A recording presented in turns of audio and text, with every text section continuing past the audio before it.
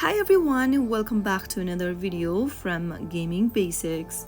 In this video, we are going to be learning how to delete your account for Fruit Ninja 2. If you're looking for a way to get rid of your account's databases or simply delete your Fruit Ninja 2 account, then follow the steps till the end in the video. So the first thing to do is to open your Fruit Ninja application and make sure that you're inside the main home page.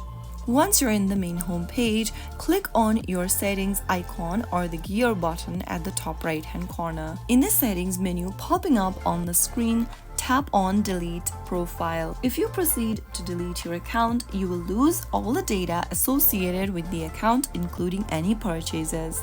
The data will not be retrievable or able to be restored, so make sure to make a wise choice. Tap on OK if you're sure you'd like to delete your account, and that is how you can easily delete your Fruit Ninja 2 account and all of its databases. If you found the video to be helpful, go ahead and give us a thumbs up.